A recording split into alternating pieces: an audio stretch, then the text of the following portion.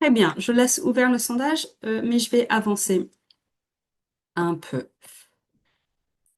Donc, un petit moment d'introduction de qu'est-ce qu'on va faire aujourd'hui et courant les prochaines 6 semaines en formation. Donc, Cap Impact, pour vous donner quelques éléments de précision. Cap Impact est bien une formation à l'évaluation d'impact social. On ne va pas directement traiter les sujets d'impact environnemental, qui utilisent parfois des méthodes ou des outils qui sont différents, parfois pareils. Mais pour cette formation, on va plutôt se concentrer sur les sujets d'impact social. C'est une formation aux premiers pas de l'évaluation. Donc c'est une formation de première pas. Ce n'est pas une formation exhaustive. Nous n'allons pas pouvoir aborder toutes les méthodes, toutes les approches, tous les outils. L'objectif vraiment de la formation, c'est de donner des bases qui vous permettent d'être en mesure de lancer une démarche d'évaluation ou d'améliorer vos démarches d'évaluation qui ont déjà été lancées ou déjà été pratiquées par le passé. C'est une formation qui est vraiment donc pragmatique. On va vous montrer une manière d'aborder une démarche d'évaluation qui soit accessible à tous, qui va vous permettre d'être en mesure de mettre en place une démarche qui soit adaptée à votre structure, à vos besoins et à vos moyens. Donc quelque chose qui soit vraiment adaptable aussi à vos contextes et à vos objectifs. La formation va se concentrer, enfin, l'objectif de la formation, c'est aussi de vous permettre d'approprier les outils, d'anticiper les questions stratégiques et opérationnelles en lien avec la démarche d'évaluation. C'est une formation, euh, en plus, comme vous êtes très nombreux, c'est vraiment une formation qui est adaptée à tout type de structure, de toute taille et de toute phase de développement. Donc, bien de la création d'un projet jusqu'à son changement d'échelle et au-delà. Nous allons donc faire la formation en 3 parties. Et je me permets de vous rappeler les 3 dates. Donc, la première séance est bien aujourd'hui. Et ensuite, on a une séance toutes les 2 semaines, les jeudis matins. Chacune de ces séances ou de ces webinaires correspond bien à une phase de démarche d'évaluation d'impact. La première phase et première séance qu'on va faire ce matin, c'est bien la phase de préparation ou de cadrage de la démarche d'évaluation. Le deuxième webinaire va aborder la phase de mesure ou de collecte de données. Et la troisième séance va aborder la phase d'appropriation ou capitalisation des résultats de la démarche d'évaluation. Pour chaque phase et chaque webinaire, nous allons donc vous présenter quelles sont les activités et étapes clés de cette phase-là, quels sont les outils à mettre en œuvre, avec donc des exemples concrets, avec des partages de bonnes pratiques et des ressources pour aller plus loin.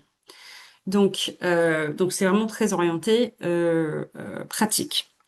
Entre les séances, entre chaque séance, vous pouvez bien sûr suivre les phases. Vous pouvez vous remettre dedans. À la fois, on va vous partager donc les replays de ces séances par mail par la suite, mais vous pouvez aussi suivre les informations et les étapes avec le guide de la vise, évaluer son impact, et on va vous partager le lien dans le chat parmi d'autres ressources aujourd'hui. Mais ce guide-là, notre formation se base beaucoup sur ce guide-là de la vis, que vous connaissez peut-être certains déjà. Donc n'hésitez pas à suivre aussi les informations dans le guide entre les séances. Et vous trouverez dans le guide encore plus d'exemples concrets et de ressources. Ce sont vraiment des éléments complémentaires de cette formation et le guide de la vis. Un petit mot sur le fonctionnement de notre formation ce matin. Malheureusement, nous n'allons pas forcément avoir le temps de faire un temps de questions-réponses avec vous dans chaque séance, et en plus parce que vous êtes tellement nombreux. En revanche, si vous avez des questions, on vous invite à poser vos questions dans la partie Q&R du Zoom, pas dans la partie chat, s'il vous plaît. Le chat, c'est vraiment pour échanger entre vous, et le Q&R, c'est vraiment pour nous, donc pour vos questions de fond. Et on va quand même collecter vos questions. Si il nous reste du temps à la fin de la séance, on va répondre à quelques questions. Et sinon, on va essayer de répondre à vos questions dans un document qu'on vous transmettra avec donc les replays à la suite de ce webinaire. Et on vous demande, s'il vous plaît, d'essayer de poser des questions qui concernent la démarche de manière générale, enfin qui peuvent être, qui peuvent s'appliquer à tout le monde, puisque nous ne sommes pas forcément en mesure de répondre à des questions pour chaque situation ou contexte personnalisé. Très bien, donc commençons officiellement dans vraiment le dur du contenu.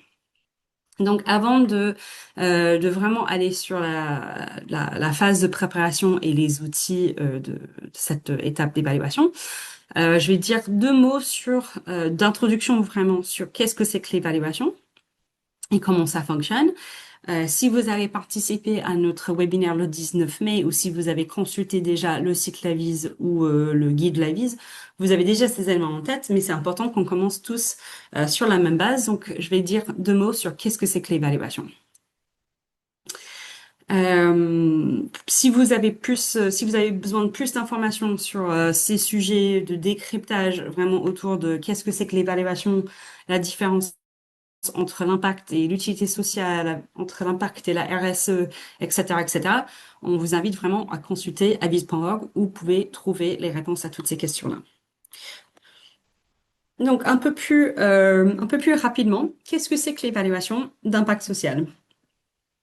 Donc, nous, à la Vise et beaucoup d'autres acteurs dans notre écosystème s'appuient sur la définition du Conseil supérieur de l'ESS, qui, je vais pas citer verbatim, mais qui définit l'impact social comme l'ensemble des conséquences, c'est-à-dire, quand on parle de conséquences, c'est-à-dire les évolutions, les changements, ruptures des activités d'une organisation, tant sur ses parties prenantes internes qu'externes, directes et indirectes, que sur la société en général. Donc, si c'est ça l'impact, c'est les changements générés par les actions sur des parties prenantes. Évaluer l'impact, c'est le processus ou la pratique de comprendre, de mesurer, de prouver et de valoriser ces changements qui sont générés par nos actions et qui sont attribuables à nos actions. Ça inclut donc bien sûr les effets positifs comme négatifs, les effets qui sont attendus comme inattendus, donc les effets de bord, par une organisation, par une activité sur ses parties prenantes. Quelques mots sur la pratique d'évaluation ou quelques peut-être démystifications autour de la pratique d'évaluation en forme de point de vigilance. Une évaluation, une évaluation ne peut pas tout évaluer. Donc avec une évaluation, on va regarder un impact, peut-être deux impacts, mais on ne va pas pouvoir évaluer tous les impacts de notre activité sur toutes les parties prenantes dans tous les temps, de tous les aspects de nos programmes, de nos projets non plus. Donc, une évaluation, c'est forcément une vision partielle de la réalité. Et donc, c'est voilà, on va avoir ça beaucoup aujourd'hui, comment on priorise et comment on cible et on choisit les impacts qu'on va évaluer en fonction des objectifs, des finalités de la démarche, mais aussi le contexte de la structure, les enjeux du projet ou de la structure, voilà. Mais il faut avoir vraiment en tête le fait qu'une démarche d'évaluation correspond à un impact, un objectif, et il ne va pas pouvoir tout évaluer. Euh, voilà, une évaluation, on peut dire que c'est un peu une photo d'un moment précis. C'est aussi une question temporelle, c'est-à-dire qu'on va évaluer les impacts des activités sur des parties prenantes à un moment donné, ou peut-être à plusieurs moments donnés si on fait une collecte à plusieurs reprises, mais ça ne va pas pouvoir, bien sûr, prendre en compte toute temporalité. Donc c'est un peu une photo d'un moment donné des changements générés. À avoir en tête, et on va voir ça plus en détail ce matin, la démarche d'évaluation est forcément une démarche participative et une démarche qui doit être transparente afin d'apporter les bénéfices que ça peut apporter. Et c'est bien sûr une démarche qui doit être ajustée au regard des contraintes du projet, les contraintes plus larges et de la stratégie. Mais on va voir plus ça, tout ça plus en détail. Donc, pour dire un dernier mot sur un peu la définition de l'impact, on peut comprendre aussi qu'est-ce que c'est que l'impact sur un plan plus opérationnel d'un projet. Donc là, on utilise ce schéma qui est la chaîne de valeur de l'impact, mais que d'autres acteurs peuvent appeler une théorie du changement, etc. C'est donc sur la chaîne de valeur de qu'est-ce que produit et qu'est-ce que fait un projet. On peut distinguer effectivement entre ce qu'on fait, donc tout à gauche, c'est-à-dire les ressources humaines et financières qui sont mobilisées et les activités qui sont réalisées par un projet. Donc ça, c'est vraiment qu'est-ce qu'un projet fait à gauche. Ce qui mène à, donc bien sûr, ce qu'un projet produit, c'est-à-dire qu'est-ce qu'il réalise et quels sont les résultats de ces réalisations. Donc là, on peut parler en production, par exemple, qu'est-ce qu'un projet produit comme réalisation? Les réalisations, ça peut être des événements, des formations, des ateliers, de l'accompagnement. Les résultats, dans ce cas-là, ce serait le nombre de personnes qui sont accompagnées, le nombre d'emplois créés, etc. Donc ça, ce sont vraiment des résultats.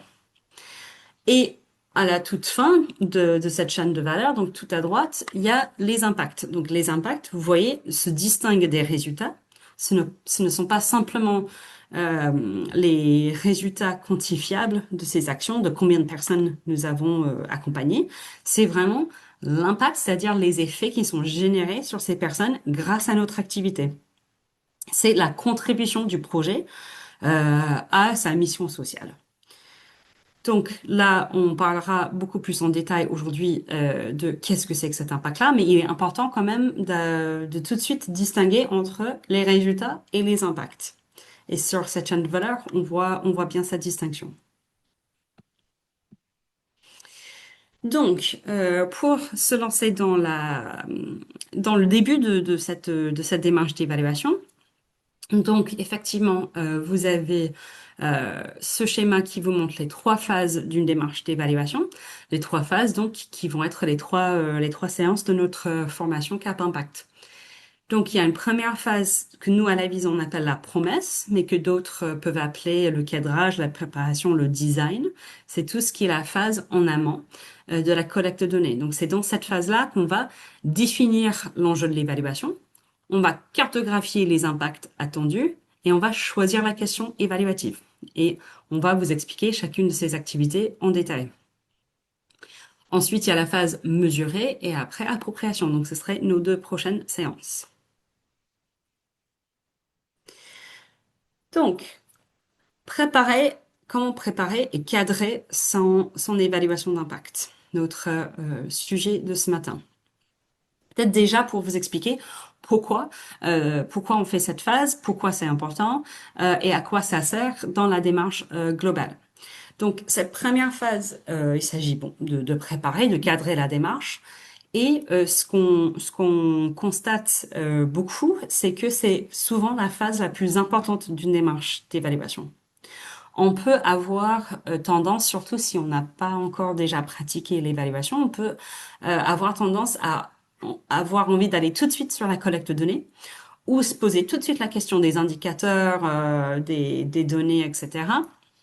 Mais ce qu'on se rend compte, c'est que c'est vraiment la phase de préparation, le temps, les ressources et la qualité de la réflexion qui est apportée à cette préparation qui est le facteur clé de réussite dans les résultats de l'évaluation. C'est le moment essentiel de se poser sur le pourquoi et le comment des données. Parce que les données, vous allez voir, il y a beaucoup de choix qui peuvent être faits par rapport aux données. Et les données doivent servir à un objectif et à une stratégie globale. Voilà, les données servent vraiment à votre stratégie globale. Donc, il est très important de prendre le temps de poser ça. Donc, cette étape sert vraiment de, bien évidemment, définir les enjeux de la démarche d'évaluation qui va suivre. Cette phase sert aussi à organiser sa démarche. Donc, il y a un aspect d'organisation qui est très, une organisation matérielle et humaine aussi, qui est très important, bien sûr, pragmatique, comme pour n'importe quel projet. Donc, c'est le moment de faire ça aussi. Cette question plus stratégique, donc des enjeux stratégiques autour de l'évaluation, c'est ça qui va vraiment permettre de poser le cadre de la démarche qui va suivre et qui va donc ensuite vous permettre de décliner un certain nombre de décisions ou d'éléments par la suite. Et nous allons voir ça ensemble vraiment étape par étape. C'est aussi cette phase de préparation, c'est aussi le moment de se poser en interne ou avec ses parties prenantes directes. C'est le moment de se poser ensemble, de discuter et de s'aligner autour de pourquoi on fait cette évaluation. À quels objectifs ça correspond? Quels sont les besoins d'apprentissage qu'on cherche, auxquels on cherche à répondre? À quoi elle doit servir pour la structure dans le futur, etc. Qu'est-ce qu'on veut faire avec les résultats et comment? Et de donc discuter et de s'aligner autour de ça, c'est non seulement ça va vous permettre de mieux cibler les décisions par la suite et mieux faire les autres étapes, mais ça vous permet aussi le processus, ça va aussi vous permettre de vraiment dialoguer avec les parties prenantes, s'aligner autour d'une vision commune, etc. Donc ce sont aussi des moments très précieux. Donc, ce que vous avez vu il y a 2 slides, c'est que pour chaque phase, il y a plusieurs activités clés, donc plusieurs activités qui sont nécessaires dans cette étape-là. Aujourd'hui, ce matin, on va voir trois activités clés, étape par étape. Et on va finir à la fin avec une discussion, une petite présentation sur les questions plus organisationnelles autour de la démarche. Donc là, on va commencer vraiment par les activités et les outils à faire, et ensuite on va terminer sur les questions organisationnelles et on va vous partager bien sûr des ressources utiles. Donc, la première activité pour notre phase de préparation, c'est de définir les enjeux de l'évaluation et d'impliquer les parties prenantes. Il est absolument fondamental de partir du contexte de la structure et du projet pour définir les enjeux de l'évaluation d'impact. C'est ça qui va vous permettre d'assurer la cohérence entre les deux, donc entre le contexte global de la structure et la vision pour l'évaluation. Il s'agit donc, comme dans n'importe quel projet, de partir des éléments de base de la structure. Donc là, on vous a identifié 4 éléments de base pour identifier ensuite les enjeux. Donc, il s'agit de partir de la mission sociale du projet, bien sûr, la mission sociale ou l'utilité sociale du projet. Qu'est-ce que le projet cherche à obtenir comme changement social ou à quel besoin social le projet social ou environnemental, voilà, le projet répond. De reposer ça comme contexte. Quels sont les objectifs du projet en lien avec cette mission sociale? Quelles sont les activités du projet ou de la structure? Comment la structure répond à ces objectifs? Enfin, d'identifier un peu les ressources qui sont disponibles et mobilisables pour obtenir ces objectifs. Et tout ça, ça va être très important pour ensuite identifier les enjeux de l'évaluation, mais aussi pour cibler les impacts que vous allez évaluer, parce que, je redis, je vais me répéter beaucoup sur ça, une évaluation correspond à un impact et souvent une activité, et pas l'ensemble de votre structure. Donc là, de reposer ces éléments de contexte, ça va vous permettre aussi, petit à petit, de cibler aussi ce qui est essentiel pour votre évaluation. Donc, une fois que le contexte de la structure est posé, et là, vous avez des outils qui peuvent vous aider à faire ça, mais normalement, dans toute structure, ça existe déjà, mais il peut être intéressant de se reposer et d'écrire ces quatre éléments de base avant de se lancer. Une fois que vous avez posé cette structure, On peut ensuite identifier quels sont les enjeux stratégiques donc de l'évaluation. Donc pas tant de la structure, là on a parti du global de la structure, mais voilà vraiment pour l'évaluation. Pourquoi on se lance dans une pratique d'évaluation d'impact et de se reposer collectivement entre équipes, avec nos partenaires, etc. De se reposer sur pourquoi on fait cette évaluation. Et aussi de bien sûr prendre en compte les conditions et la spécificité de la structure, du moment donné, etc. Je vous donne quelques points de vigilance aussi sur la question vraiment des motivations ou des finalités de la démarche d'évaluation. Il peut bien sûr y avoir plusieurs motifs. Vous avez forcément plusieurs motifs qui vous donnent envie de se lancer dans une démarche. Donc c'est intéressant d'en discuter. Et il est aussi important de, à un moment, prioriser un peu aussi les motivations parce que vous allez voir ça après. Toute évaluation ne peut pas forcément correspondre à toute motivation ou toute finalité. Et donc, il faut avoir en tête un peu l'objectif principal de cette évaluation pour ensuite pouvoir, enfin, comme ça pose un peu le fil rouge de votre évaluation tout au long de la démarche et qui va vous permettre aussi ça va être un peu un outil d'aide à la décision pour la suite aussi de se dire, OK, on fait ce choix-là parce que la finalité de la démarche d'évaluation, c'est ça et pas ça. Donc, on va voir des exemples plus concrètement, mais il est important de comprendre qu'il y a toute une réflexion stratégique vraiment en amont de la démarche.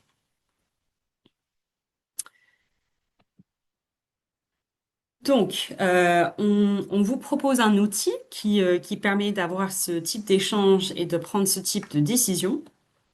C'est cet outil-là que vous voyez qui est on part des enjeux stratégiques de l'évaluation. Donc, ça, c'est vraiment le cadrage un peu stratégique autour de l'évaluation. C'est-à-dire qu'une fois qu'on a posé le contexte avec la mission sociale, les objectifs, activités, etc., on peut ensuite s'appuyer sur cet outil-là pour mener des discussions et pour placer un peu les objectifs de l'évaluation. Donc, vous allez voir, il y a deux axes qui permettent donc justement de discuter enfin, discuter un peu de la vision que vous avez pour l'évaluation. Est-ce que l'évaluation sert surtout à un usage externe ou interne? Est-ce qu'elle sert plutôt aux activités du projet ou à la vision du projet? Et donc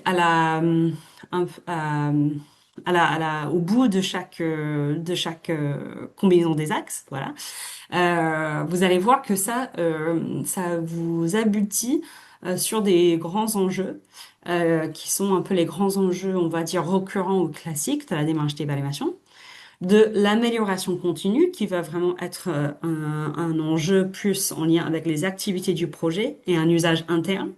C'est-à-dire que, par exemple, vous avez besoin de consolider votre programme, vous avez besoin de s'adapter à des nouveaux besoins ou une nouvelle situation euh, démographique ou contextuelle de vos bénéficiaires. Vous avez besoin de remettre un peu en question vos pratiques parce que peut-être vous constatez qu'il y a des difficultés, etc. Ça, c'est vraiment pour les usages d'innovation et d'amélioration continue en interne. En bas à gauche, vous avez donc un enjeu qui est beaucoup plus, ça sert aux activités du projet, mais plutôt pour un usage externe, et ça c'est plutôt de la redevabilité. C'est-à-dire, vous avez besoin de prouver les effets de votre projet, de votre programme sur les bénéficiaires, et notamment souvent pour en redevabilité à ses financeurs ou à ses partenaires, mais ça peut être aussi pour peut-être ses bénéficiaires, par exemple. Donc ça, c'est vraiment, vous voyez, c'est assez différent que un objectif d'amélioration continue. En bas à droite, on est sur un usage externe, mais qui vraiment sert plutôt à la vision du projet et moins aux activités du projet.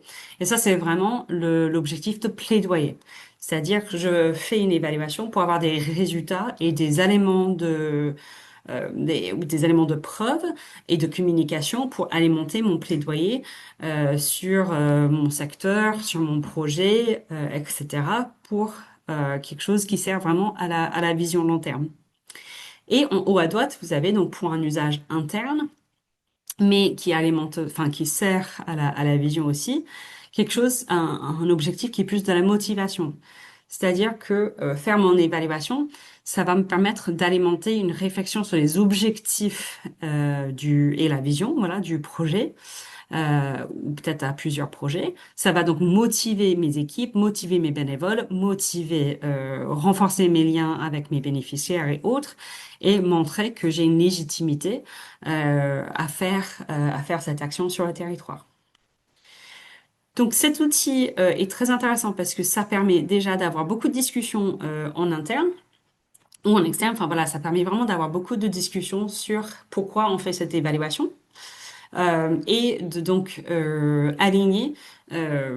vous aligner en interne autour de de ces objectifs et de ensuite donc cibler quels indicateurs et quelles données vous allez collecter. Parce que bien évidemment, une évaluation qui vise l'amélioration continue en interne ne va pas poser les mêmes questions ou regarder les mêmes données qu'une évaluation qui vise à alimenter un plaidoyer. C'est vraiment deux objectifs différents et donc les indicateurs et une démarche et une approche qui va être assez différente. Donc c'est pour ça qu'on insiste vraiment sur le fait qu'il est important de se poser sur un certain nombre d'éléments stratégiques avant de vous lancer dans la phase de mesure. Ça va vraiment vous décliner. Ensuite, ça va faciliter le choix le choix de méthodes, d'outils, etc. Ça va vraiment faciliter cette pratique-là.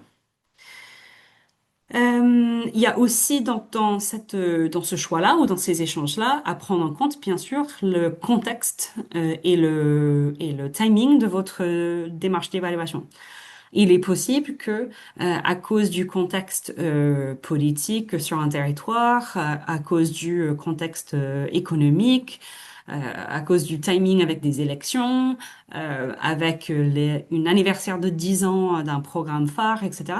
En fonction du timing et du contexte autour, vous allez être mené à choisir une de enfin, vous avez des enjeux qui deviennent plus prioritaires que d'autres. Parce que, par exemple, on arrive à la fin de notre cycle du financement, et donc la question de plaidoyer est beaucoup plus importante que la question d'amélioration continue, par exemple. Voilà. Donc tout ça, c'est aussi fortement très contextuel. On peut, comme j'ai dit, on peut bien sûr avoir plusieurs enjeux stratégiques ou motifs derrière notre évaluation. C'est normal. On peut avoir envie à la fois de s'améliorer en interne et aussi quand même de faire un plaidoyer. Mais il est important quand même de prioriser en amont. C'est votre fil rouge qui va structurer la suite de la démarche. Donc, avant de vous lancer, une fois que vous avez posé ces éléments de contexte et que vous avez réfléchi au motif derrière la démarche d'évaluation, il est aussi important de faire un petit état des lieux, un petit moment d'inventaire, parce qu'une démarche d'évaluation ne devrait jamais partir de zéro.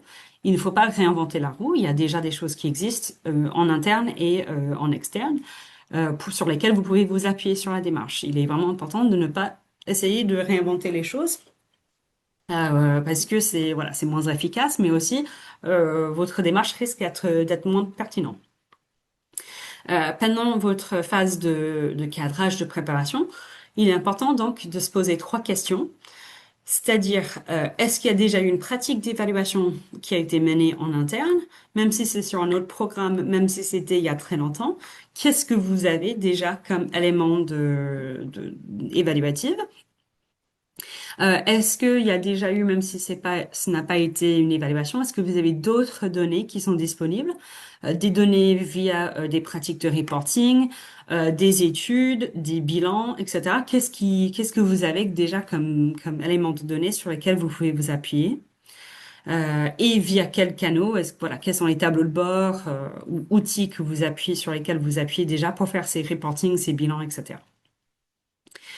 Est-ce qu'il y a déjà, sinon, des acteurs dans votre même secteur ou dans le même territoire ou si vous appartenez à un réseau qui sont dans le même réseau, etc. Est-ce que vous avez déjà des pairs qui ont mené une démarche d'évaluation sur lequel vous pouvez vous inspirer, que vous pouvez échanger avec eux ou peut-être qu'il y a des rapports d'évaluation qui sont publics, etc.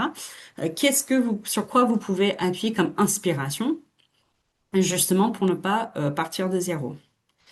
Euh, voilà, et puis après, il est aussi question de vous poser avant de vous lancer sur qu'est-ce que vous avez déjà comme outils qui peuvent peut-être être orientés vers des outils de collecte de données. Est-ce que vous avez déjà, euh, enfin voilà, qu'est-ce que vous avez déjà comme outils informatiques ou autres en interne?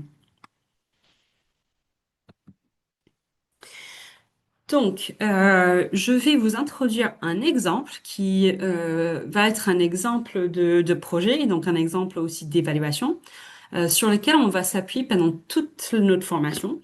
On va vraiment avoir un exemple de projet qui va nous servir d'exemple tout à travers notre formation. C'est un projet et une évaluation c'est un projet fictif qui est fictif. On s'est inspiré d'un projet existant, mais voilà, c'est fictif. Et c'est un projet qu'on appelle les jeunes dans la ville. C'est un projet qui est un projet d'insertion pour les jeunes qui appartiennent à une catégorie sociale qui s'appelle NEET, donc les jeunes qui ne sont ni en emploi, ni en formation, ni en parcours scolaire. Donc on part de la mission sociale qui a près de 1 million de jeunes NEET en France.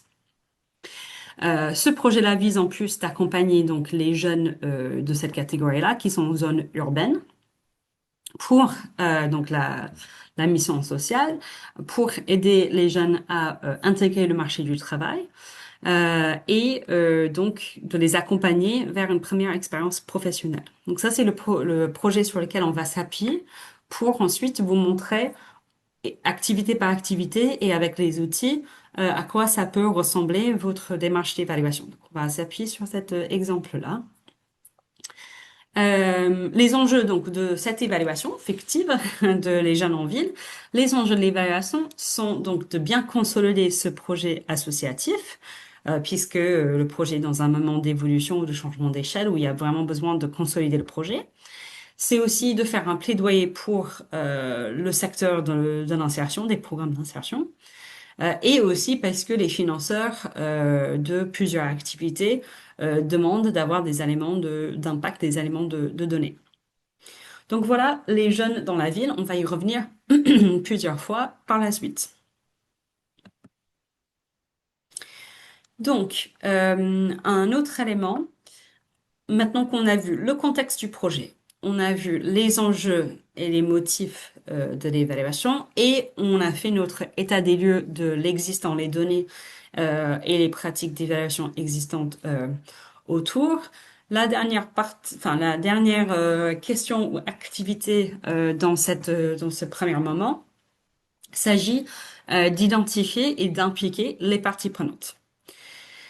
C'est sûrement le terme partie prenante, c'est sûrement un terme qui vous est familier, mais on va quand même partir d'une définition parce que c'est toujours important de partir d'une définition commune. Une partie prenante, c'est donc un individu ou un groupe qui est affecté ou qui peut être affecté par les activités de la structure ou de ses objectifs stratégiques organisationnels. Ça, c'est la définition d'une partie prenante. Il y a plusieurs manières de catégoriser les parties prenantes. On vous propose le plus simple, c'est de partir d'une catégorisation partie prenante interne donc au projet ou externe au projet. Donc, une partie prenante interne, ce serait par exemple les administrateurs ou la gouvernance du projet. Ce serait bien sûr les membres de l'équipe salariés ou bénévoles. Les parties prenantes externes du projet, ce seraient donc ses bénéficiaires, c'est-à-dire ses bénéficiaires directs, mais peut-être aussi des bénéficiaires indirects. Ce seraient ses financeurs et ses partenaires institutionnels ou autres. Ça peut être aussi d'autres acteurs associatifs ou de l'ESS du territoire, etc. Ça, c'est aussi les parties prenantes sur lesquelles on peut avoir un effet. Donc, maintenant qu'on voit très bien qu'est-ce que c'est qu'une partie prenante, comment on les prend en compte dans notre démarche d'évaluation. Alors, il y a deux questions un peu à se poser à ce sujet-là. La première question, enfin, la première étape, ça va être les identifier et après, ça va être de les impliquer. On va vous proposer un outil par la suite qui va vous permettre de prioriser quelle partie prenante vous voulez impliquer dans vos démarches. Donc, une première question d'identification, c'est vraiment qui sont mes bénéficiaires directs de mon projet. Est-ce qu'il y a une manière de les catégoriser? Est-ce qu'il y a des groupes un peu de bénéficiaires auxquels mon projet répond? Qui sont les destinataires de l'évaluation? Qui va recevoir le rapport d'évaluation, les résultats? Qui va en bénéficier de ma démarche d'évaluation? Et qui sont les parties prenantes qui contribuent vraiment activement à mon activité et sur qui mon activité a un impact. Et là, on va voir ça dans un outil juste après. Ensuite, la question, une fois qu'on a réfléchi à l'identification de nos parties prenantes, la deuxième question, c'est vraiment qui est-ce que je vais impliquer dans ma démarche? Donc, parmi toutes les parties prenantes qu'on a identifiées, qui est pertinent d'associer dans ma démarche d'évaluation et à quel moment et pour quel objectif? Est-ce qu'on implique une partie prenante parce qu'on a absolument envie de collecter leurs perspectives ou leurs besoins ou comprendre les effets de mon action? Est-ce qu'on les implique parce que ça va être des personnes qui sont ambassadeurs de nos résultats pour notre plaidoyer, notre amélioration, etc. Euh, Est-ce qu'on a besoin de les consulter, de les impliquer dans notre démarche d'évaluation parce qu'ils vont co-construire des outils avec nous pour s'assurer la pertinence de nos outils ou de nos indicateurs, etc. Donc d'identifier un peu l'objectif derrière. Comment on peut faire ça? On vous propose un outil qui est un outil qui s'appelle la cartographie des parties prenantes. C'est un outil assez classique. Il y a plusieurs manières de le visualiser ou de le faire, mais on vous propose cette version qui est assez simple. Ça va faciliter le travail d'identification et ensuite d'implication des parties prenantes. Donc l'objectif de enfin l'idée de cet outil-là, c'est de positionner les parties prenantes pour ensuite prioriser quelles parties prenantes impliquer. Euh, les deux axes donc posent deux questions relativement simples. Quelles sont les parties prenantes qui contribuent à mon activité? Est-ce qu'ils ont une contribution qui est plutôt faible ou plutôt importante? Et sur quelle partie prenante mon activité a de l'impact. Qui est-ce que j'impacte avec mes activités? Et est-ce que c'est un impact indirect ou plutôt direct? Donc ça, ces deux axes-là vont nous permettre de situer nos parties prenantes et ensuite de voir dans quelle mesure c'est important de les impliquer dans notre démarche. Donc, ce que vous pouvez faire, on va montrer un exemple juste après, mais ce que vous faites avec cet outil-là, c'est que d'abord, vous listez toutes vos parties prenantes, donc inspirées par ces questions-là à gauche. Vous allez donc lister vos parties prenantes et ensuite, vous allez essayer de les placer sur cette carte-là. On va vous montrer donc des exemples de comment faire. On a plusieurs questions pour vous guider dans la réflexion et enfin, dans le placement des parties prenantes sur la cartographie.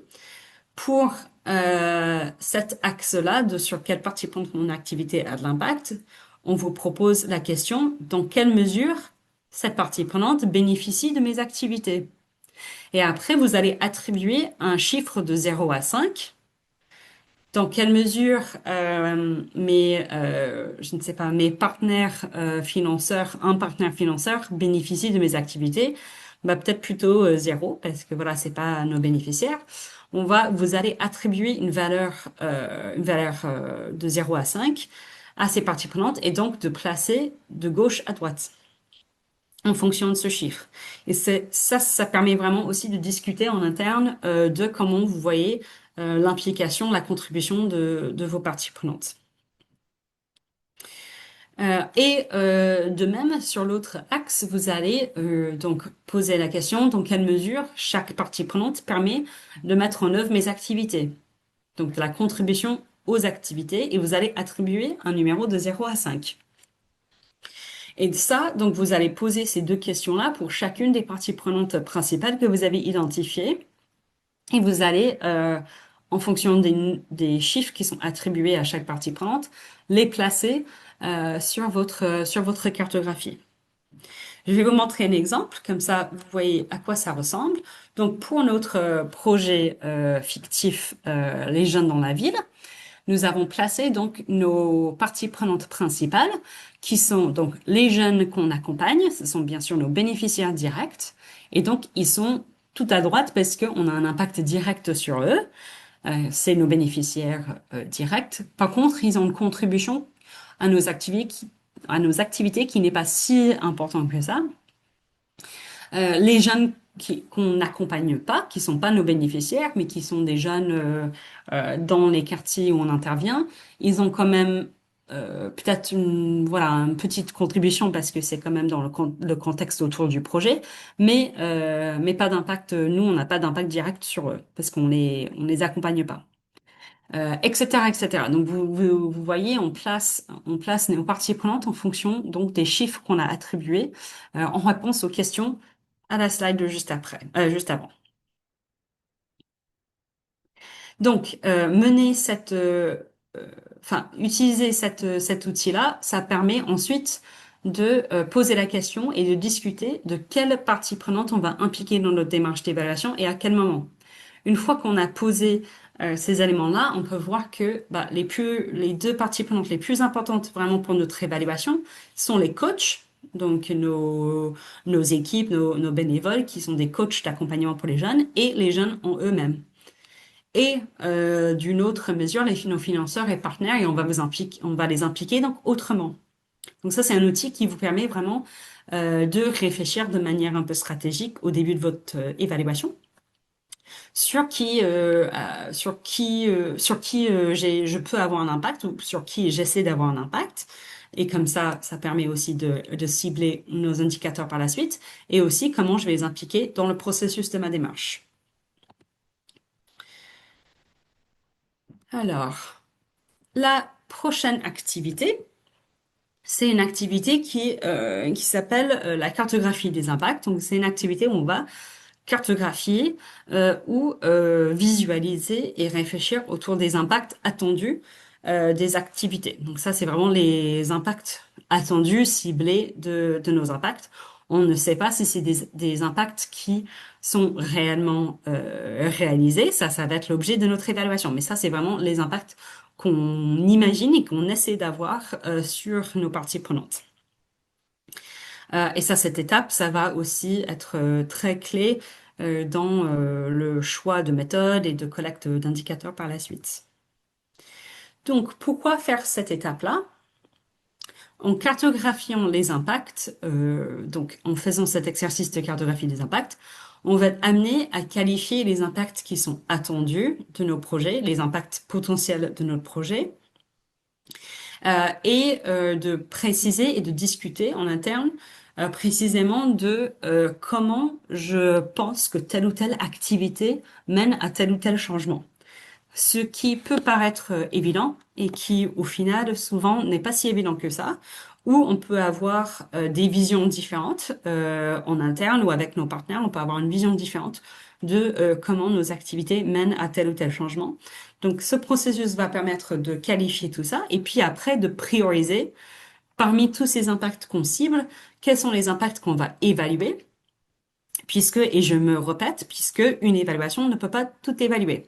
Donc, ça va nous permettre de prioriser quels sont les impacts qu'on souhaite évaluer et pourquoi en fonction de nos objectifs, nos finalités qu'on a déjà identifiées, nos activités, le contexte, les parties prenantes qu'on a mobilisées, etc., etc.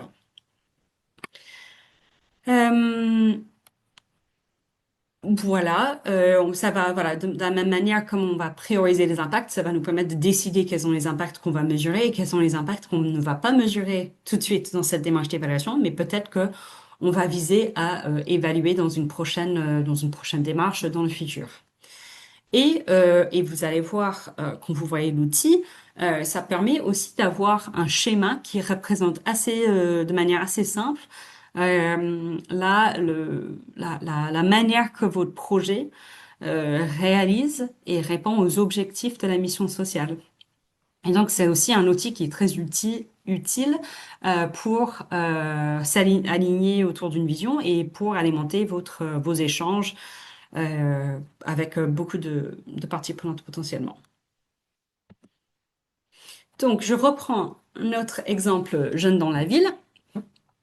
Ça, ce que vous voyez, c'est le contexte du projet. Donc là, les quatre éléments que nous avons vus tout au début de la séance aujourd'hui, les quatre éléments, donc la mission sociale, l'objectif, les parties prenantes, la mission sociale, les objectifs, les activités. La quatrième, c'était les parties prenantes, on vient de voir. Donc, on a le contexte du projet. Et pourquoi on vous montre ça? C'est parce que avant de cartographier les impacts, il est essentiel de repartir des éléments du contexte du projet et s'assurer que on part enfin que la cartographie qu'on va faire, elle est pertinente et qu'elle répond bien au contexte actuel et réel du projet. Notamment parce que et je me répète encore une fois, une évaluation va évaluer plutôt une activité, voire peut-être deux. Donc là, de repartir de ce contexte-là, nous permet de prioriser déjà quelle activité on va évaluer. Donc là, si je reprends les jeunes dans la ville, on a notre mission sociale, c'est de contribuer à l'épanouissement des jeunes qu'on accompagne, c'est de proposer des opportunités et de réduire donc les inégalités sociales. Donc ça, c'est vraiment la mission sociale au long terme, voilà, de notre projet.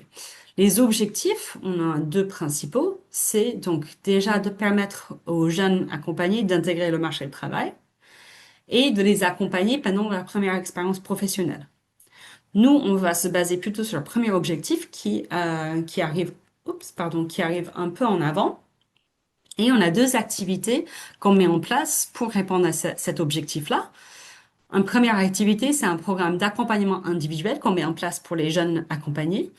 Et une deuxième activité, c'est l'animation d'ateliers. Donc là, pour notre exemple ce matin, on va choisir l'activité de programme d'accompagnement individuel qui va être l'objet de notre évaluation. Ok, donc là, on a déjà priorisé l'activité et on peut imaginer qu'on a priorisé cette activité en fonction, donc bien sûr, des enjeux et du contexte autour du projet, parce que c'est notre programme phare, c'est notre premier programme. On a besoin de consolider notre projet associatif, donc on va concentrer sur cette activité-là. On a besoin d'avoir des éléments dessus pour améliorer, consolider vraiment notre projet phare. Voilà. Donc, on a identifié cette activité comme prioritaire et maintenant, on va cartographier les impacts. Donc, on vous propose un outil qui s'appelle la cartographie des impacts. Il y a plusieurs manières de faire cette cartographie. Ça peut être assez visuel, comme on va vous montrer un schéma un peu visuel. Ça peut être sur un tableau Excel ou un tableau de tout type. Enfin, il y a plein de manières de visualiser en fonction comment vous souhaitez le faire. Mais le principe reste le même. Alors, on va vous proposer une manière de faire cette cartographie qui est vraiment étape par étape. Donc, vous voyez, première étape, c'est que vous choisissez une activité et ou une partie prenante qui sont prioritaires pour votre évaluation. Donc, vous pouvez soit partir d'une activité, soit partir d'une partie prenante ou les deux ensemble si vous souhaitez. Dans mon expérience, il est souvent plus simple de partir d'une partie prenante parce que vous avez fait votre cartographie et vous avez forcément souvent une bénéficiaire directe qui est votre partie prenante essentielle ou historique. Et c'est souvent plus simple de partir de cette partie prenante, mais vous pouvez faire en fonction de ce qui est plus simple dans votre cas.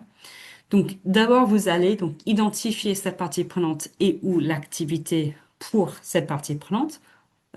qui sont donc l'objet de votre évaluation. Donc là, on a vu, ici, c'est le programme d'accompagnement individuel pour les jeunes accompagnés. Notre partie prenante, c'est les jeunes accompagnés. Et l'activité, c'est le programme d'accompagnement individuel. Donc on va commencer, on va lister ça à gauche. La deuxième étape, c'est de lister les différents effets que notre projet, notre activité cherche à avoir sur cette partie prenante. Donc, on va lister tous les effets qu'on imagine avoir, qu'on veut avoir sur cette partie prenante. C'est-à-dire, peut-être juste un mot de pourquoi on parle d'effet ici et pas d'impact. C'est un choix de langage, mais c'est plutôt parce que en effet, on veut mettre tout ce qui est changement plutôt de l'ordre des résultats, c'est-à-dire les changements qui sont plus court terme et directs, immédiats, et aussi tout ce qui est impact plus long terme, moyen ou long terme, qui sont plus des changements sur une durée. Donc là, on peut tout mettre ensemble à ce moment-là. Donc, c'est tous les effets, c'est plus simple de voir ça comme ça, c'est tous les effets qu'on cherche à avoir euh, euh, sur cette partie prenante. Euh, et donc là, à ce stade-là, il est important d'avoir en tête aussi qu'on vise vraiment les effets qui peuvent être directement attribuables à notre activité. Donc, ça peut être difficile de distinguer, on va voir ça plus tard dans la partie collecte de données, mais on va essayer d'imaginer quels effets nous on a voilà, directement, qui sont directement attribuables à notre activité sur cette partie prenante. À ce stade-là, vous pouvez être assez large si vous souhaitez. Après, vous aurez l'opportunité de prioriser, d'affiner les choses. Ça peut être dans ce premier moment vraiment un brainstorm, de lister tous les effets qu'on cible avec notre action. En troisième étape, donc, troisième étape, c'est à partir de cette liste d'effets que vous avez fait, c'est de les catégoriser. Euh, oups, pardon, c'est de les catégoriser. Vous allez voir une fois que vous avez listé les activités, qu'il y a, peut-être naturellement, vous allez voir tout de suite, qu'il y a des catégories qui émergent. Peut-être qu'il y a plusieurs effets qui correspondent à peu près à au même impact à peu près, que les effets se ressemblent, qui vont dans le même sens, etc. Et donc, vous allez pouvoir les regrouper en catégories. Euh, Il est possible que vous rebougez les catégories par la suite, ce n'est pas grave. Pour l'instant, l'idée, c'est de voir quels effets vont un peu ensemble. Donc, une fois que vous avez fait ça, on va vous montrer à quoi ça ressemble une cartographie des impacts avec notre projet Les Jeunes dans la ville. Donc, avec Les Jeunes dans la ville, comme on se l'est déjà dit, notre partie prenante prioritaire ciblée pour notre évaluation, c'est les jeunes qui sont accompagnés par notre programme. Et l'activité qu'on cible, c'est l'accompagnement individuel. Et là, on a listé les activités enfin, les sous-activités de cette activité. Donc là, on part de ça. Quels sont les effets qu'on imagine avoir sur les jeunes accompagnés via cet accompagnement individuel? Là, donc, on a listé un certain nombre d'effets. On cherche, avec notre accompagnement individuel, on cherche à aider les jeunes accompagnés à formuler un projet professionnel, être en capacité de rechercher un emploi, accéder à un emploi, se maintenir dans un emploi, etc., etc. Une fois qu'on a listé toutes ces choses-là, on voit qu'il y a trois grandes catégories qui émergent. Il y a une catégorie qui est en lien avec la confiance en soi, l'estime en soi, qu'on cherche à instaurer dans les jeunes. Il y a une deuxième catégorie qui est de contribuer à l'insertion professionnelle des jeunes, qui soient en mesure de formuler un projet, rechercher un emploi, etc. Et une troisième catégorie qui est de gagner en motivation, c'est-à-dire qu'ils ont envie de se lancer dans le processus, etc. Donc, on peut, au fil de l'eau, décider que peut-être gagner en motivation et reprendre la confiance, c'est similaire et donc on va les regrouper ensemble, etc. On peut bouger ces catégories par la suite. Ce n'est pas très important. L'idée, c'est d'avoir une idée, un schéma ou une visualisation des grandes catégories d'impact qui sont ciblées par notre activité.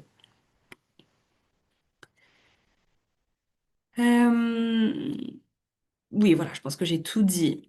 Ça, c'est donc une cartographie des impacts. Pareil, vous voyez ici, il y a un schéma plutôt simple. Ça peut être listé en tableau, ça peut être fait avec des post-it. Enfin voilà, là, il y a cet outil-là est assez flexible et adaptable en fonction de la situation. Quelque chose qu'on vous conseille fortement de faire, c'est de s'appuyer, c'est de faire cet outil-là, de réaliser cet outil-là en collectif. Ça peut être le sujet d'un atelier, ça peut être le sujet de plusieurs ateliers, ça peut être le sujet d'un comité ou d'un séminaire, mais de co-construire cette cartographie des impacts avec déjà plusieurs personnes en interne. Si vous pouvez impliquer la gouvernance de votre projet, c'est vraiment très bien.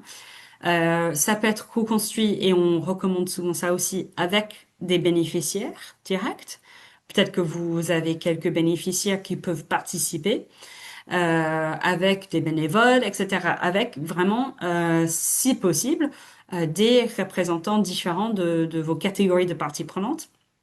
De co-construire cette cartographie à plusieurs, c'est très très important parce que à la fois vous allez vous assurer que c'est votre démarche d'évaluation va être pertinente en fonction de vos parties prenantes, en fonction de la manière que eux ils considèrent votre activité et les impacts.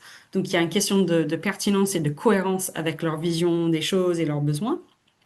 Et deuxièmement, d'une manière plus stratégique, c'est même au-delà de la démarche d'évaluation. C'est très très intéressant parce que ça pose une vision du projet. En fait, ça pose une vision de votre projet et la manière que votre projet réalise sa mission sociale. Et donc, c'est très intéressant de faire travailler plusieurs sur à quoi ressemble un peu cette vision. Donc, ça, c'est la cartographie des impacts.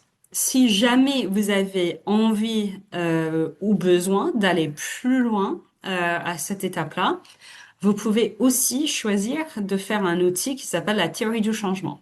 Alors, la cartographie des impacts est une version plus simplifiée de la théorie du changement. Donc, le concept est très similaire. Donc, ça peut être quelque chose qui est itératif. Vous pouvez commencer par une cartographie des impacts et ensuite faire une théorie du changement. Mais la théorie du changement, c'est un outil assez classique. C'est d'ailleurs un outil qui n'a pas été conçu spécifiquement pour l'évaluation d'impact. C'est un outil qui a été conçu pour un pilotage plus global des projets. Donc, vous avez peut-être déjà vu cet outil-là par ailleurs. Et c'est un outil qui est donc très intéressant pour un pilotage long terme des projets par ailleurs. Donc, ça, c'est intéressant pour l'évaluation, mais aussi au-delà de l'évaluation. La différence entre la théorie du changement et la cartographie des impacts, c'est que la théorie du changement va poser une notion de temporalité dans les impacts. Donc là, dans la version qu'on vient de vous montrer dans la cartographie des impacts, il n'y a pas de distinction de temporalité. Alors qu'avec une théorie du changement, vous allez voir court terme, moyen terme, long terme. Voire, vous pouvez rajouter des couches plus, enfin des distinctions de temporalité qui sont plus spécifiques. Et vous allez aussi explorer dans la théorie du changement les liens de connexion entre différentes catégories d'impact que vous avez à voir. Donc c'est un poil plus élaboré que la théorie du changement, que la cartographie des impacts. Euh, donc voilà, ce n'est pas forcément nécessaire si vous êtes à une démarche d'évaluation où vous avez plus de contraintes, etc. Vous pouvez très bien aller avec une cartographie des impacts et ça sert très bien. Si vous avez envie et les moyens d'aller un peu plus loin, vous pouvez poser une théorie du changement. La théorie du changement, pourquoi ça s'appelle comme ça? C'est parce que c'est une vision de à quoi ressemble le changement auquel on contribue.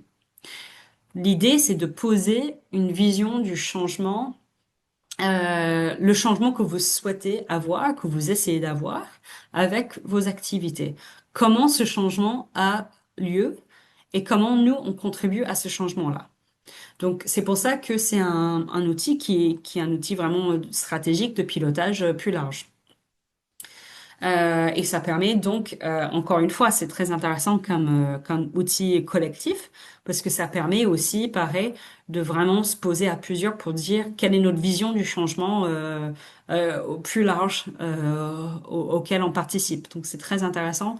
Pour ça, ça peut être très intéressant pour faire son plaidoyer aussi par la suite, parce que c'est un outil de dialogue avec nos partenaires, nos financeurs, d'autres parties prenantes, pour dire voilà comment on voit le changement social ou sociétal auquel on contribue et nous, notre place dans les choses. Donc c'est quand même un outil aussi qui est très intéressant pour ça. Il existe plein de modèles de la théorie du changement. Il y a vraiment plein, vous pouvez regarder sur Google, il y a vraiment beaucoup, beaucoup de modèles.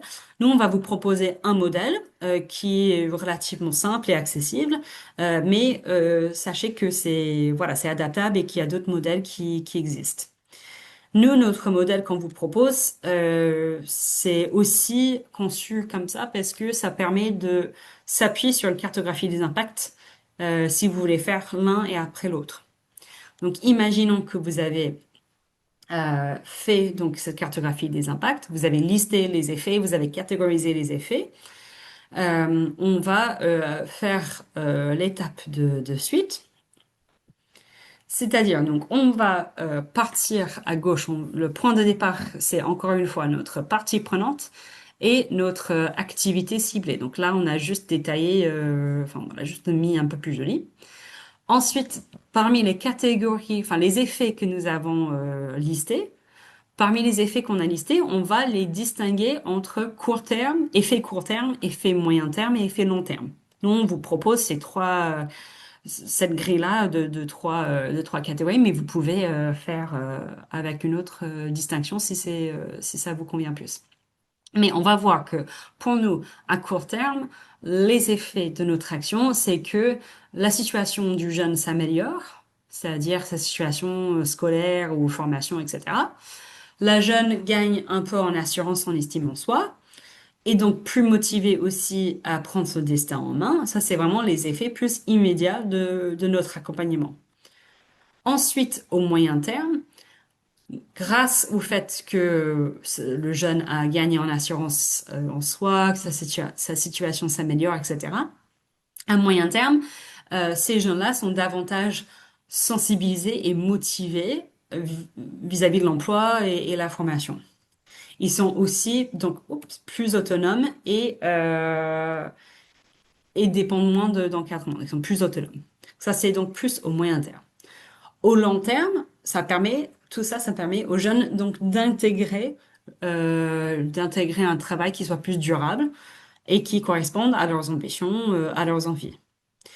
Et ça, à la toute fin, ça permet de répondre à notre mission sociale. Et la mission sociale de notre projet, c'est qu'un maximum de jeunes de cette catégorie-là intègrent le marché du travail. Ça, c'est vraiment la finalité absolue. Donc là, vous voyez, on a vraiment distingué entre des effets qui sont de différentes natures, parce que court, moyen, long terme. Et après, on va se poser la question de comment ces différentes actions créent des différents effets et comment ces effets s'interagissent entre eux. Et on va imaginer des liens de connexion ou de causalité entre ces différentes actions et catégories. Donc, vous voyez la différence entre la cartographie des impacts qui était posée juste avant. Là, on a deux niveaux de lecture un peu plus poussés. Et ça peut être intéressant aussi pour prioriser les impacts que vous voulez évaluer. Si vous avez des doutes, ça permet de voir de voir autrement un peu les choses. La temporalité, juste un petit mot peut-être sur comment on place les effets en termes de différentes temporalités. Il n'est pas toujours très simple de faire cet exercice-là. Il est vrai que la temporalité de vos actions est assez différente par rapport à chaque structure et chaque projet. Là, on est sur un projet d'insertion. Dans notre exemple fictif, on est sur un projet d'insertion. Donc, c'est plus au long terme, mais il est possible que pour un projet Euh, voilà, en fonction de la thématique et des activités d'un projet, ça peut être le court terme, ça peut être beaucoup plus restreint, et le long terme, ça peut être peut-être quelques mois au lieu de quelques ans. Enfin voilà, la temporalité dépend vraiment de votre activité, de votre structure, comment vous fonctionnez et pourquoi, etc.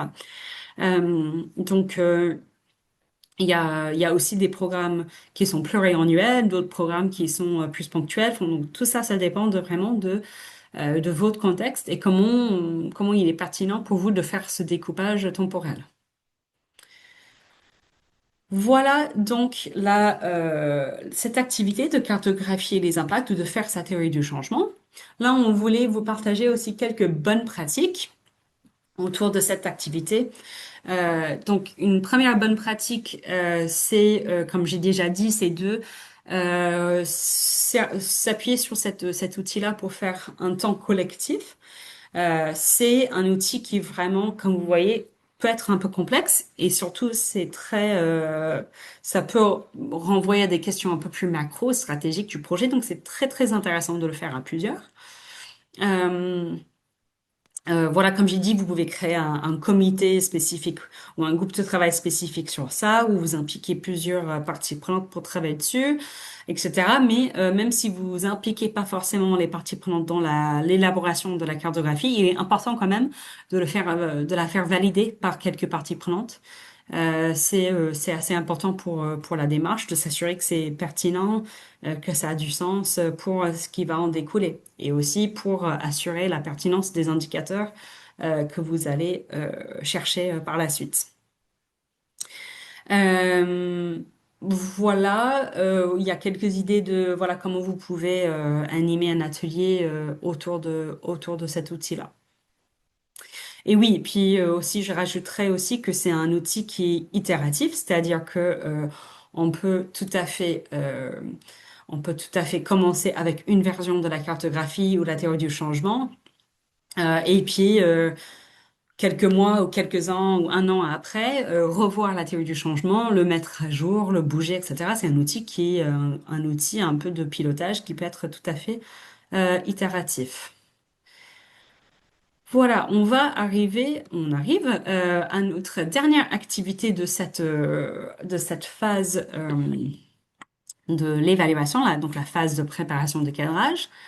Et c'est, vous allez voir tout ce qu'on a déjà vu en termes de contexte, motivation, enjeux de l'évaluation, cartographie des impacts, etc. Tout ça, ça fait un tonneau noir et ça nous amène vers cette activité finale de cette phase qui est la définition d'une question évaluative.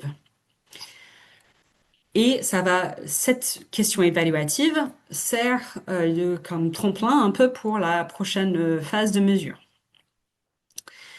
La question évaluative, qu'est-ce que c'est? La question évaluative, c'est la question à laquelle l'évaluation cherche à répondre. Donc c'est la question, c'est un peu la problématique ou la question centrale de votre démarche. Et c'est donc ça qui permet de poser un cadre vraiment méthodologique pour la partie mesure. La question évaluative est le résultat direct des étapes précédentes qu'on a vues.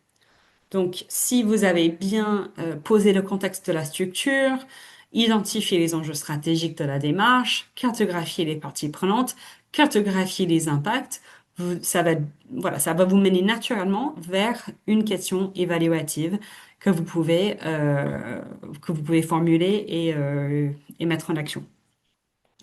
Donc, c'est cette activité-là où on va donc formuler cette question et il faut que ce soit une question qui est claire, explicite et relativement simple parce que c'est la question centrale. Donc, si elle n'est pas simple ou si elle n'est pas claire, ça va prêter à des difficultés par la suite. Et c'est cette question qui est voilà, un cadre pour la suite. Donc, comment on le fait? On va se baser donc sur notre dernière étape, on va se baser en priorité, enfin d'abord on va se baser sur notre cartographie des impacts ou notre théorie du changement. Quand on a listé les effets, enfin les catégories d'effets, Donc, vous vous souvenez, on liste les effets et après on les catégorise. Et soit on place ces effets sur un théorie du changement, soit on les laisse sur notre cartographie des enfants. Mais on va avoir plusieurs catégories donc d'impact ou d'effets. On va choisir une catégorie, peut-être deux si vous avez une démarche qui est plus élaborée et qui est plus long terme, mais sinon on va vraiment choisir une catégorie d'impact. Et c'est là où, comme je vous ai déjà prévenu plusieurs fois, une évaluation correspond à un objet ou une question. Et c'est là où ça va devenir essentiel, le fait que vous avez priorisé bien un peu les choses en amont. Parce que on ne peut pas, je vous montre, on ne peut pas évaluer tout ça. On ne peut pas évaluer et l'estime en soi, et la motivation pour l'emploi, et la situation scolaire. Il faut, voilà, une évaluation ne peut pas tout faire. Une évaluation, vous pouvez tout évaluer si vous faites peut-être une thèse de plusieurs années, etc. Mais une évaluation classique, il faut vraiment prioriser quelque chose. Donc, on va partir du principe qu'on va prioriser pour cet exemple fictif, on va prioriser la question de l'estime en soi. Parce que c'est ça qui est un peu au centre du reste. C'est là où on a l'impression d'avoir notre plus grand effet court terme, que l'accompagnement individuel, c'est vraiment, ça sert à ça. On a d'autres activités qui sont peut-être plus importantes pour d'autres effets, etc. Mais pour euh, nous, comme notre enjeu, vous vous souvenez, notre enjeu principal de l'évaluation fictive, c'était de consolider notre projet associatif et d'avoir des éléments de plaidoyer, etc. Donc c'est l'aspect estime en soi qui a été choisi en fonction pour répondre à ces objectifs-là. Donc, si je reviens là, nous, on va sélectionner parmi toutes nos catégories d'impact, on va sélectionner la question de la confiance en soi. Donc, l'impact de notre accompagnement individuel des jeunes, c'est que les jeunes accompagnés reprennent la confiance en eux. OK? Et ça, vous allez voir, enfin, vous voyez déjà, c'est trois périmètres d'études complètement différents parce que faire une étude sur comment notre activité contribue à la confiance en soi, ne va pas être la même chose que faire une étude sur comment notre projet permet aux jeunes de s'insérer professionnellement, etc. Donc, encore une fois, c'est pour ça qu'on insiste vraiment sur le fait que une évaluation ne peut pas tout évaluer et que c'est très important d'avoir des échanges stratégiques en amont pour pouvoir vous prioriser. Petit à petit, ça va vous permettre de faire tous ces choix-là et de prioriser parmi d'autres choses parce que vous avez vraiment fait ce travail de poser le cadre, de poser les objectifs, etc.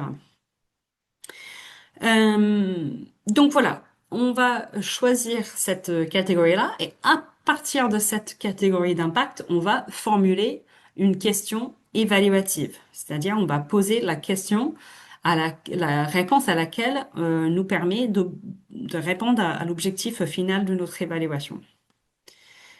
Et c'est la question qui va, comment dire, c'est la question qui va ensuite, on va évaluer le degré auquel notre activité permet aux jeunes de reprendre de la confiance.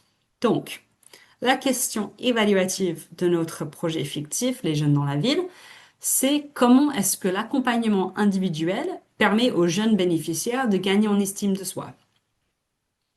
Donc, vous voyez que c'est une question où on place à la fois la partie prenante, on a donc les jeunes bénéficiaires, on place la partie prenante dans la question, on place l'activité dans la question, on a l'accompagnement individuel, on a notre catégorie d'impact. C'est une question qui est relativement simple, mais qui est assez directe, assez ciblée. Vous avez trois exemples de mauvaises, entre guillemets, mauvaises questions évaluatives. Parce que ce sont des questions qui sont trop vagues ou imprécises. Ce sont des questions qui ne mettent pas l'activité ou la partie prenante de gens, etc. On ne peut pas simplement demander quels sont les effets de mon projet sur les jeunes accompagnés. C'est trop large. Là, c'est vraiment une question énorme. Il faut vraiment qu'on cible spécifiquement qu'est-ce qu'on veut comprendre qui va la réponse à laquelle va nous permettre de soit améliorer son activité, alimenter un plaidoyer, etc., etc. Donc c'est vraiment important de poser une question qui est assez concrète et qui est faisable en fait. Il faut que ce soit une question à laquelle vous pouvez avoir des éléments de réponse. Euh, donc voilà, dans cet exemple-là, on se base sur la catégorie estime ou confiance en soi. Donc elle est bien l'objet, enfin c'est bien l'objet de notre question. Elle est suffisamment précise, notre question. Et la précision de la question va nous permettre plus facilement de d'identifier les indicateurs, les données qui peuvent être des éléments de réponse à cette question-là. Vous voyez? C'est vraiment penser étape par étape comme ça. Donc, notre question évaluative, c'est ça, et ce n'est pas des questions comme ça. Un outil qu'on vous propose qui peut être très intéressant dans le choix et la formulation des questions évaluatives, si vous avez une difficulté à formuler une question évaluative, parfois ça peut être difficile parce qu'on voit beaucoup d'options, etc. On vous propose cet outil qui est un boussole qui permet un peu d'orienter le choix ou la manière que vous formulez la question en fonction un peu de la finalité de l'évaluation. Donc là, sur la boussole, vous avez plusieurs finalités. Une finalité première peut être de suivre, de faire un peu du monitoring ou du suivi des actions, de produire de l'information régulière sur le changement constaté par mon action pour vérifier si j'atteins ou pas mes objectifs. Si vous êtes dans une finalité de suivre, euh, enfin oui, si la finalité de votre démarche c'est de suivre les activités de cette manière-là, une question évaluative peut être, par exemple, quel est le taux de retour à l'emploi des chômeurs longue durée suite à mon action? Donc là, voilà, c'est vraiment du suivi parce que c'est des résultats qui sont plutôt suivre des infos régulières, etc. Une autre question, ça peut être quel est le taux de contenant remployable permis par mon projet de consigne de bouteilles?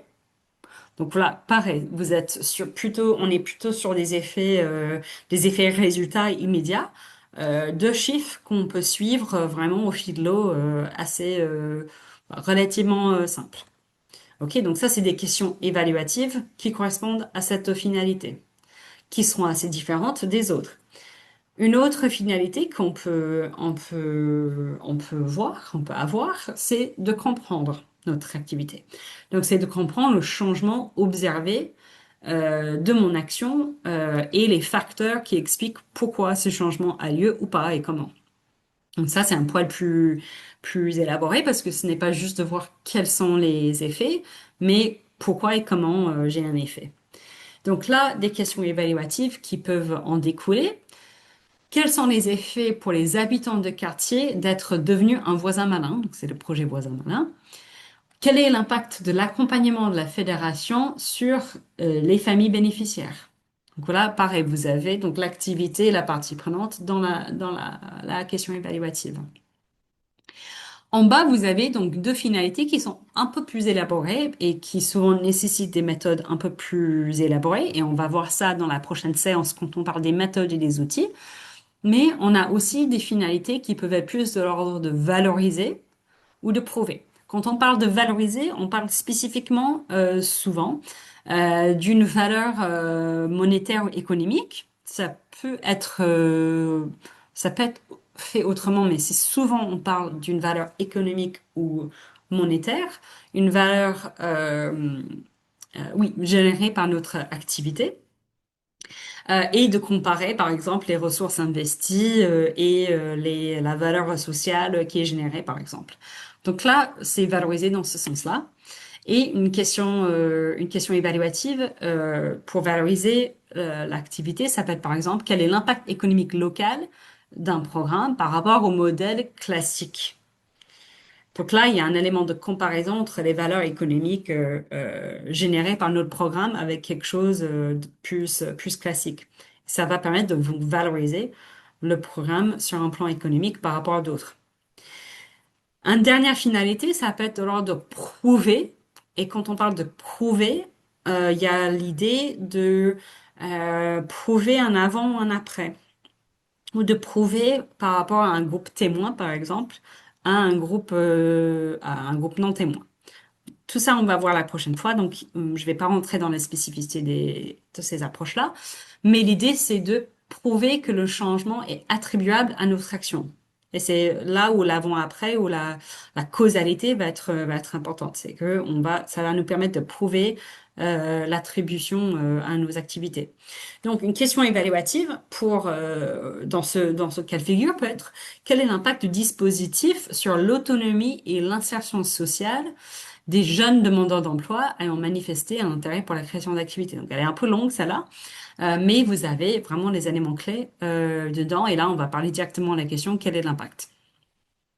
Donc voilà un outil qui peut vous permettre un peu de situer votre question évaluative et de formuler un peu le choix de votre question évaluative. On va s'appuyer sur cette boussole la prochaine fois quand on parle vraiment des choix de méthode. Donc ça va être intéressant pour la suite aussi. Voilà donc un peu la fin de notre partie activité en lien avec enfin nos activités de la phase de cadrage ou de préparation d'une évaluation. Ah oui, les bonnes pratiques, je me permets donc les bonnes pratiques de cette étape-là, et après ce sera vraiment le dernier moment. Donc, les bonnes pratiques de poser une question évaluative, nous avons déjà un peu vu ensemble avec les exemples, les mauvais exemples un peu de questions évaluatives. C'est de s'assurer que votre question est formulée d'une manière qui soit simple et précise. S'assurer que votre question évaluative mentionne les parties prenantes ou les bénéficiaires qui sont concernés par donc votre évaluation. Et pareil pour l'activité qui est concernée. Donc ça, on a déjà bien vu ensemble. Et s'assurer que la question précise l'effet mesuré. Donc ça, c'est un peu la catégorie, par exemple, l'estime en soi. Enfin voilà, qu'on précise quel est l'effet qu'on va mesurer, parce que un effet à mesurer va pas utiliser poser les mêmes questions, utiliser les mêmes outils, etc. qu'un autre. Voilà, c'est vraiment très dépendant. Voilà, donc on va maintenant qu'on a vu toutes ces activités-là. Donc là, c'est vraiment, vous avez vu les activités clés de cette phase d'évaluation qui vont vous permettre de bien cadrer votre démarche et préparer la mesure ou la collecte de données qui viennent à la suite. Il nous semblait aussi important de vous donner quelques éléments plus d'organisation de la démarche, parce que quand on est dans une phase de préparation d'une démarche d'évaluation, on n'est pas uniquement sur des questions, on va dire des questions méthodologiques ou stratégiques de l'évaluation, on est aussi sur des questions plutôt d'organisation pragmatique, humaine, financière de notre évaluation. Donc, ça va soulever un certain nombre de ces questions-là qu'on voulait aussi aborder avec vous. Donc, comment organiser sa démarche d'évaluation? On va vous donner quelques éléments d'information, et après, je vais vous partager des ressources qui vous permettront d'aller un peu plus loin sur le sujet. Donc, une première, deux questions qui se posent très souvent. Bien sûr, c'est une première question, c'est la temporalité de la démarche. Une deuxième question, c'est la question du budget ou du financement de la démarche. On va voir juste après la question spécifiquement de comment financer la démarche, mais aussi une question plus large sur combien ça coûte ou quel est le budget d'une démarche d'évaluation. Alors, il n'y a pas de règle universelle, il n'y a pas de réponse universelle à cette question-là. Enfin, voilà, les coûts que ça engendre, une évaluation et dépend fortement du contexte. Ça dépend bien sûr de l'ambition au périmètre que vous avez pour votre évaluation. Là, les ressources humaines que vous avez disponibles pour la démarche, ça dépend de beaucoup de facteurs. Donc, on ne peut pas vous donner un prix, on va dire, comme ça, mais ce qu'on recommande, c'est de ne pas allouer plus que 15% du budget global pour une démarche d'évaluation. On peut viser plutôt 10-15%, vraiment maximum, du budget global. Donc, en fonction de ce qui est votre budget global. Ça doit être bien sûr ajusté aux contraintes et ressources que vous avez, ressources financières, mais aussi le temps et les ressources humaines que vous avez disponibles. Il faut vraiment ne pas surdimensionner votre démarche d'évaluation parce que ça ne va pas être faisable ou durable pour vous. Voilà. Euh, c'est un processus, enfin, il faut comprendre que donc sur la question de la temporalité, l'évaluation, c'est un processus qui s'inscrit dans le long terme. Donc, on peut découper l'évaluation en plusieurs temporalités. On peut avoir un calendrier de l'évaluation. Il faut avoir un calendrier de l'évaluation, mais tout en sachant que ça doit s'inscrire dans un processus plus lent, un processus de réflexion stratégique, un processus d'amélioration plus long terme, un processus de changement d'échelle, enfin, etc. Donc ça s'inscrit vraiment dans un processus plus large. Il y aura une période d'acculturation des équipes, des bénévoles, etc. Il y aura un processus d'acculturation, de préparation, et sa mise en œuvre peut être progressif et continu. Donc voilà, il faut vraiment penser à ça. En revanche, de manière générale, voilà, pareil, il n'y a pas de règle universelle, mais de manière générale, une évaluation va durer au moins 6 mois et peut aller jusqu'à 1, 2 ans en fonction, pareil, du périmètre, mais aussi de la question ressources humaines autour. Parce que si on va externaliser entièrement notre évaluation, ça ne va pas prendre le même temps que si on internalise entièrement, etc. Si vous avez une personne en interne qui s'occupe, vous avez un ETP ou une moitié ETP qui va être entièrement dédié à l'évaluation d'impact, ça ne va pas prendre le même temps que si c'est une mission parmi beaucoup d'autres pour une personne ou plusieurs personnes, etc. Donc, tout ça, ça va impacter, bien sûr, l'organisation des choses. Mais on vous conseille de ne pas mettre un calendrier plus restreint que 6 mois parce que ça va être très difficile d'obtenir des résultats qui sont utiles pour votre projet et aussi pour tout ce qu'on vient de voir, c'est-à-dire tout ce processus de préparation qui est de co-construction, d'alignement, etc. Tout ce processus-là, ça peut prendre quand même un peu de temps et c'est bien de ne pas se presser pour tout ça. Donc, de bien timer le lancement de votre démarche d'évaluation en fonction si vous avez un deadline en lien avec un cycle de financement, avec des élections, avec un événement, vous avez envie de partager les résultats de votre évaluation à un événement, etc. Il faut bien anticiper l'évaluation et ne pas le lancer un mois avant votre événement, etc. Ce ne serait pas très intéressant. Donc, il faut bien avoir en tête ce timing plus long terme. Euh, voilà ce que je peux vous dire. Bien sûr, avant de vous lancer, identifier les ressources disponibles, ça on l'a vu, on l'a dit plusieurs fois. Mais voilà, de bien avoir en tête les contraintes, les moyens que vous avez pour la démarche.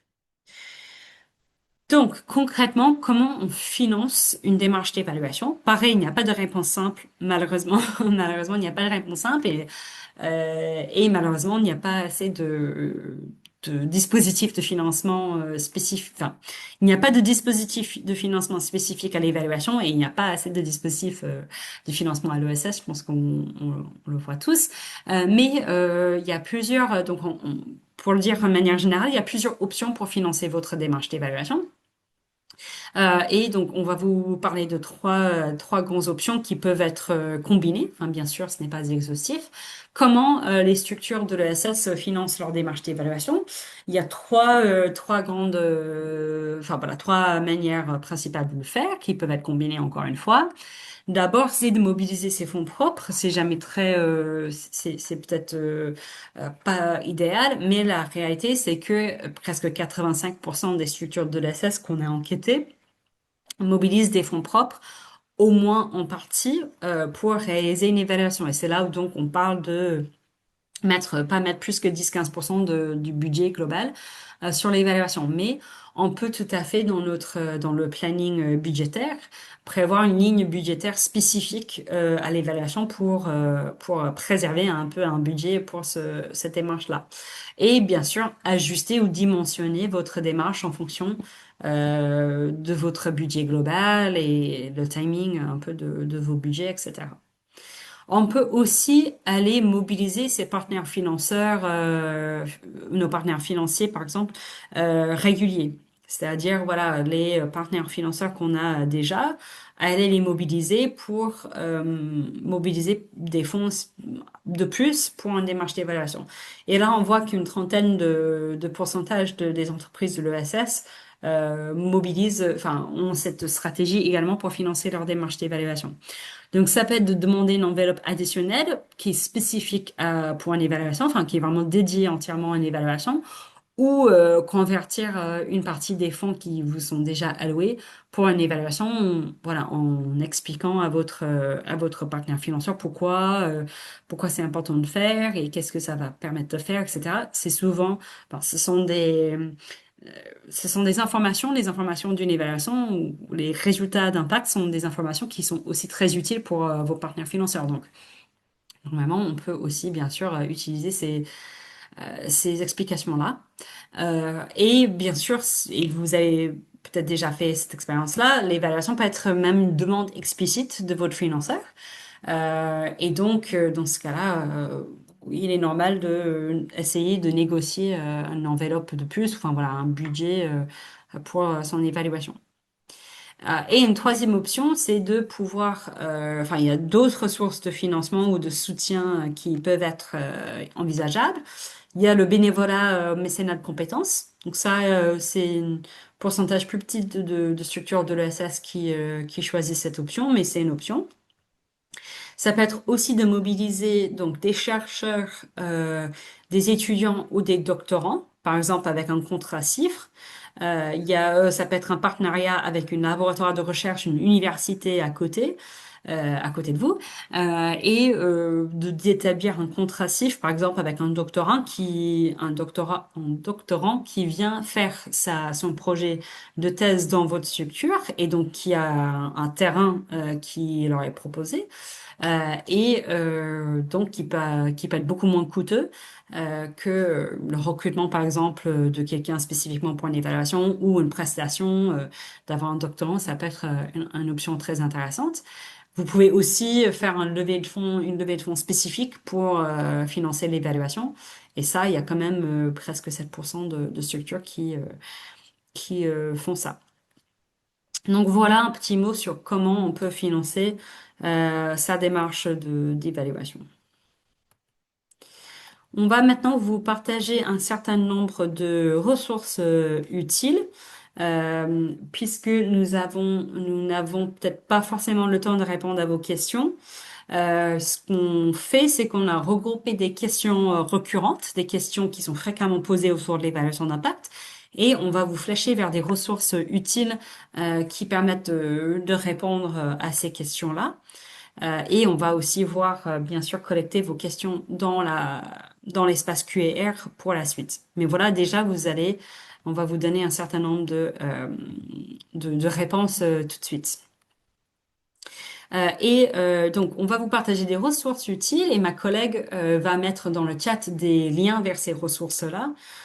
Et on va vous mettre aussi, peut-être dans le mail avec le replay, ces ressources-là, comme ça vous avez les liens. Donc ce n'est pas spécifique à une question, enfin, ce n'est pas relatif à une question spécifique, mais une ressource globale qu'on vous conseille, bien sûr, c'est notre guide méthodologique. J'ai évoqué ce guide-là en introduction du webinaire, mais notre guide Évaluer son impact social est disponible sur le site de l'Avise. Vous pouvez soit le mettre sur Google, soit dans le moteur de recherche du portail avise.org.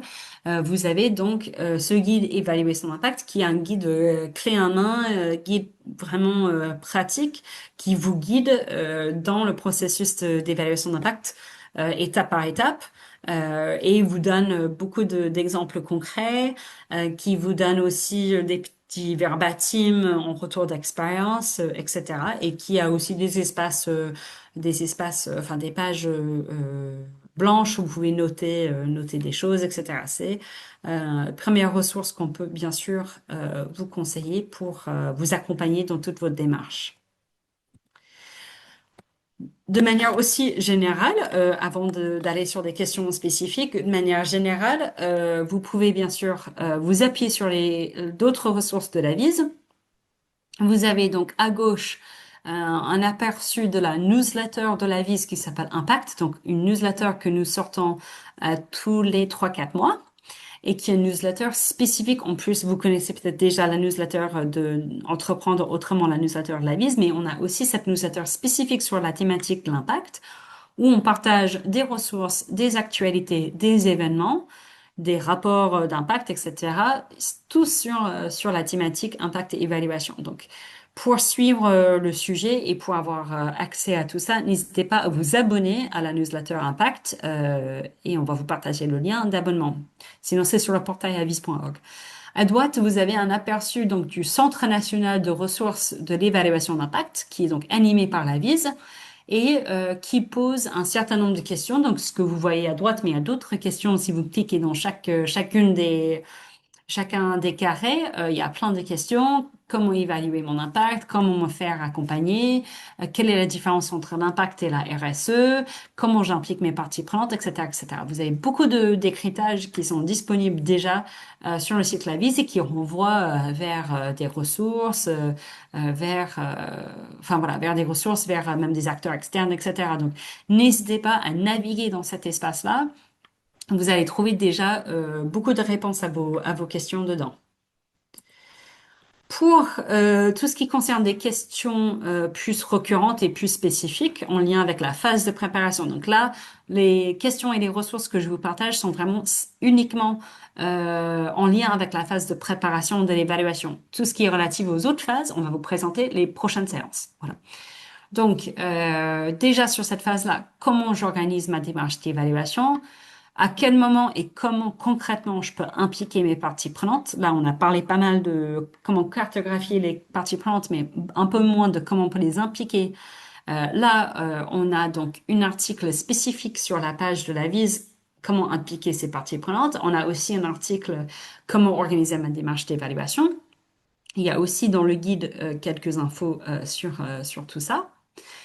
Comment mobiliser mes équipes en interne dans une évaluation? On vous partage un compte-rendu de notre réseau Social Value France qu'on anime, un compte-rendu qui aborde spécifiquement le sujet de l'internalisation des compétences en évaluation.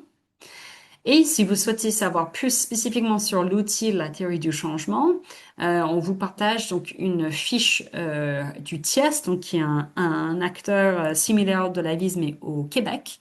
Ils ont une fiche pratique spécifiquement sur l'outil, la théorie du changement et pour les structures de l'ESS.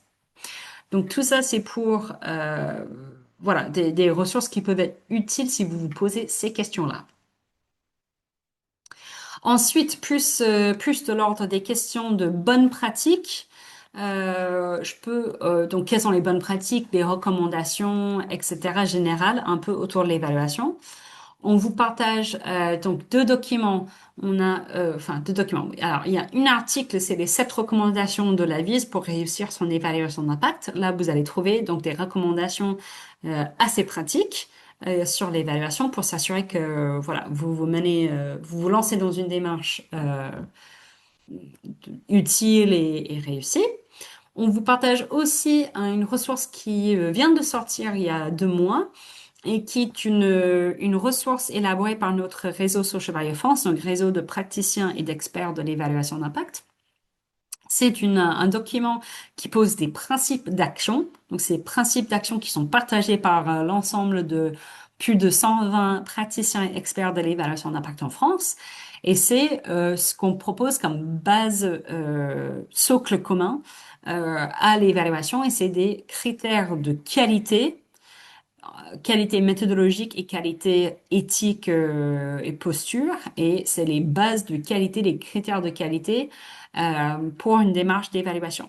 Donc ça, c'est un document qui va vous permettre de voir comment je m'assure que je me lance dans une démarche de qualité, une démarche qui soit utile à mon projet, comment je m'assure d'être dans une posture éthique, etc. On vous partage des principes et aussi des bonnes pratiques pour la mise en œuvre d'une démarche de qualité. Et en dernier, on vous propose aussi une ressource qui est coproduite par la Vise Convergence et Improve, qui s'appelle Comment faire de l'évaluation un levier de transformation. Il y a deux publications qui étaient produites dans ce cycle-là, mais d'abord, on vous propose cette première publication qui aborde les phases de préparation et de collecte de données qu'on va voir la prochaine fois. Ça, c'est donc un document qui vraiment pose les bonnes pratiques, qui a des exemples et des outils concrets, tous dedans, relatifs à cette phase-là, pour assurer que vous vous lancez dans une démarche d'évaluation qui peut être transformative à votre structure. Autre question plus organisationnelle autour de l'évaluation qu'on vient de voir. Qui peut m'accompagner? Qui sont les acteurs d'accompagnement autour de l'évaluation d'impact en France? Et pour ça, la VISE a une cartographie des acteurs de l'évaluation d'impact avec donc euh, on vous montre qui sont les acteurs d'accompagnement et à quel moment et pour quel objectif ou quel aspect de l'évaluation ils interviennent. Et sur la question du financement, nous avons un article sur notre site aussi, Me faire financer pour évaluer mon impact. Il y a aussi un article du cabinet Improve qui aborde la même question, comment je peux financer mon évaluation d'impact. Et pour la question de l'accompagnement de l'évaluation, on vous partage bien sûr le dispositif local d'accompagnement, le DLA, qui est un dispositif pareil animé porté par la VISE et qui est présent dans l'ensemble du territoire français si vous ne connaissez pas encore ce dispositif. Et si vous êtes donc un acteur de l'ESS, votre DLA local peut vous accompagner pour une démarche d'évaluation. Donc, vous pouvez vous renseigner auprès de votre DLA local pour savoir s'il peut vous proposer un accompagnement à l'évaluation. Voilà, on va vous partager tous ces liens dans le chat et par la suite. Donc, n'hésitez pas à vous renseigner entre la séance d'aujourd'hui et la prochaine fois sur toutes ces questions-là et on va essayer de aussi répondre à vos questions euh, par mail quand on vous transmet le replay de cette séance aussi par la suite. N'hésitez pas aussi à consulter le guide. Entre-temps, avant notre prochaine séance, dans le guide, ça vous permet aussi d'avoir une version écrite de tout ce que je viens de vous présenter, d'avoir plus d'exemples, etc. Et comme ça, ça vous permet de plus peut-être d'intégrer et garder les idées un peu fraîches en tête pour notre prochaine séance. Notre prochaine séance, c'est bien donc le 25 juin au même créneau. Nous allons aborder la phase de mesure ou de collecte de données. Donc c'est là où on va aller sur les fameuses questions de choix d'indicateurs, de choix de méthode et de préparer et réaliser sa collecte de données. Donc ça va être un poil plus technique. Et on va essayer d'avoir aussi un témoignage la prochaine fois aussi, comme ça vous permet d'écouter une autre personne que moi. Voilà, donc n'hésitez pas à réécouter la séance d'aujourd'hui, à regarder sur le site Lavise et les ressources qu'on vous a partagées afin de bien préparer la prochaine séance. Vous allez recevoir par mail donc le replay de la séance de ce matin et aussi les liens Zoom pour vous connecter pour la prochaine fois. Vous allez toutes recevoir. Euh, voilà, il nous reste 10 minutes, donc je peux essayer de répondre à quelques questions. Il y en a beaucoup, donc je vais essayer de voir quelles questions. Alors, est-ce qu'il y a une grille de cahier de charges pour établir une commande? Alors, on a une ressource, on peut transmettre par mail aussi. Il y a une ressource sur le site Lavise. On a fait une séance de notre réseau sur Chevalier France sur la question de comment élaborer un cahier de charge pour un prestataire d'évaluation. Il y a aussi un article sur le site du cabinet Improve qui aborde cette question-là, comment on élabore une cahier de charge pour un prestataire d'évaluation. Donc là, on peut vous partager ces infos-là. On n'a pas de grille, mais il y a un peu des bonnes pratiques et recommandations si vous cherchez à externaliser votre démarche avec un prestataire. Euh, alors, je regarde les questions.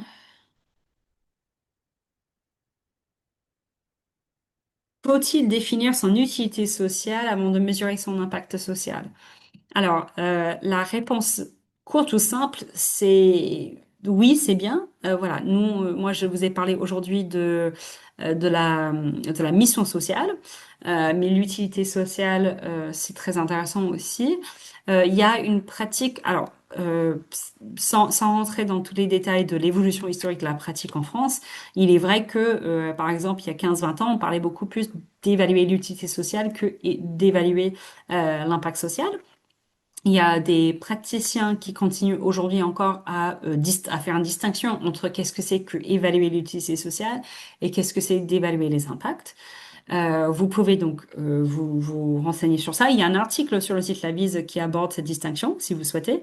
Bon, grosso modo, évaluer l'utilité sociale du projet, ça va être un peu plus large et macro que évaluer les impacts. Ils ont vraiment les changements générés. Donc ça c'est une autre pratique. Par contre, il est toujours intéressant, bah, comme on vous a montré, de reposer le contexte de la structure et l'utilité de la structure pour un projet ESS, c'est vraiment l'utilité sociale. Donc c'est tout à fait utile pour poser le contexte du projet.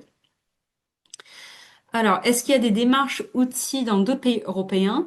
Alors là, on a aussi, on peut vous transmettre, il y a un rapport sur le site Lavise qu'on a mené, enfin, il y a un travail qu'on a mené l'année dernière en collaboration avec nos partenaires européens de la Suède, du Portugal et de l'Espagne, où on a fait des cartographies des pratiques dans chaque pays et une comparaison des pratiques d'évaluation. Donc, ce que je peux vous dire très rapidement, c'est que ce qu'on voit sur une échelle internationale et européenne, c'est que dans l'ESS ou dans l'innovation sociale, les pratiques sont très similaires autour de l'évaluation, c'est-à-dire que il y a les pratiques les plus récurrentes de l'évaluation, c'est de se baser sur une théorie du changement. Ça, c'est vraiment l'outil universel. Pour l'évaluation, c'est la théorie du changement. Ça, c'est un pratique en commun, c'est de se baser sur une théorie du changement et d'utiliser les méthodes mixtes, c'est-à-dire les méthodes qualitatives et quantitatives. Mais on va voir tout ça vraiment la prochaine fois. Mais tout ça, c'est pour l'innovation sociale, en tout cas, c'est vraiment les bases. Ces pratiques sont assez similaires. Euh,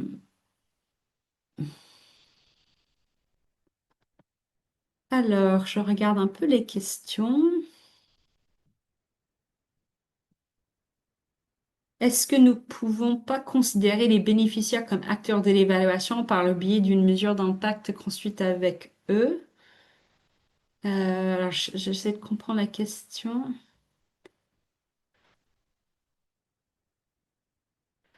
Ah, vous voulez dire que si les bénéficiaires participent à co-construire l'évaluation d'impact, ils sont dans ce cas-là bénéficiaires de l'évaluation. Oui, enfin, votre évaluation sert à la mission sociale de votre projet et la mission sociale de votre projet sert aux bénéficiaires. Donc, voilà, votre évaluation doit aussi, bien sûr, servir à ces bénéficiaires et c'est pour ça que on vous conseille de les impliquer dans votre démarche. Euh, Alors, je vois, on est assez étonné de la méthode de prédéfinir à l'avance des impacts, même si les résultats peuvent les contredire. Est-ce que ce n'est pas biaisé de présupposer certains impacts? C'est une très bonne question, c'est très important. Alors, d'identifier les impacts à l'avance n'est pas d'apporter un biais parce on n'impose pas ou on ne suppose pas qu'on réalise réellement ces impacts. On dit simplement, ça c'est les impacts qu'on cherche à avoir. Ça c'est les impacts qui sont ciblés par notre action. Ça c'est ce qu'on veut. On veut avoir comme impact ou changement pour nos bénéficiaires.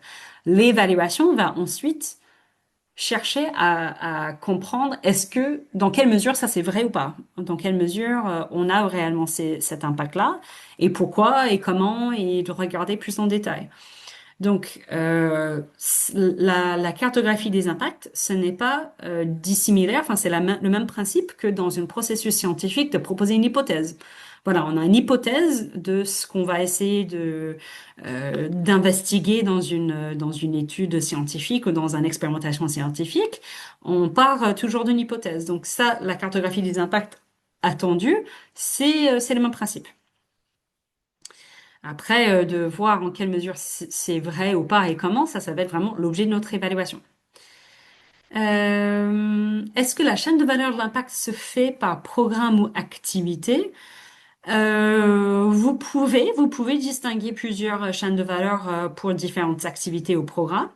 Normalement, on le met un peu tous ensemble euh, dans le sens où on a oui, enfin, je pense que ça dépend vraiment de votre projet. Si vous avez une structure où vous avez plusieurs programmes qui ont vraiment des activités et des ressources très différentes, à ce moment-là, ça peut être intéressant de faire plusieurs chaînes de valeur, puisque peut-être que ce que vous mobilisez comme ressources et ce que vous avez comme résultat est assez différent. Ça peut être intéressant. De manière générale, souvent on part du principe qu'on a une chaîne de valeur de manière globale. Mais ça dépend vraiment de l'ampleur de votre structure. Peut-être, j'imagine, pour une grande structure opératrice, j'imagine pour, je ne sais pas, la Croix-Rouge, peut-être il y a plusieurs, voilà, et peut-être si, voilà, en fonction de la taille de votre structure et de la dimension de vos activités, ça peut être assez différent. Voilà, je vois des questions auxquelles on a déjà un peu répondu sur la question de la temporalité. On a vu ça avec la théorie du changement. Donc la question de combien de temps prend une évaluation, là, donc j'ai un peu répondu. Mais moi, je constate enfin, il y a beaucoup je vois beaucoup de cas d'exemples dans les évaluations qu'on voit passer à la vise. Mais on va dire que pour une évaluation un peu plus ambitieuse, un peu construite, un peu rigoureuse, on va plutôt partir sur un an. Voilà. Après, vous pouvez tout à fait faire quelque chose plus court en 6 mois, 9 mois, etc. Euh, mais voilà, comme j'ai dit, ça dépend vraiment des moyens et de la dimension de la démarche. Quels sont les écueils à éviter dans la phase de formalisation des impacts? C'est une très bonne question. Si je comprends bien, c'est vraiment la question, enfin, la formalisation des impacts, c'est la cartographie des impacts, j'imagine. Quels sont les écueils à éviter? Je pense que c'est un premier écueil, ça va être d'être trop large avec vos effets ou vos catégories d'effets. Si vous mettez un effet, par exemple, qui est vraiment de la finalité, enfin la mission sociale ou la finalité de votre projet, en disant que voilà, effet numéro un, c'est que notre projet permet l'insertion des jeunes. Alors, ce serait trop large. Un effet, il faut vraiment que ce soit quelque chose un peu plus spécifique, un peu plus et puis mesurable en principe. Donc ça, ce serait un premier écueil. Ça peut être aussi un écueil, bah, comme je vous ai dit, c'est de faire ça en chambre. Voilà, ou d'avoir une perspective d'une personne ou d'une type de personne dans cette identification. Moi, je vous conseillerais vraiment d'être dans une approche de co-construction et participative. Ça, ce serait un écueil. Euh, voilà, d'aller peut-être trop vite sur cette étape-là.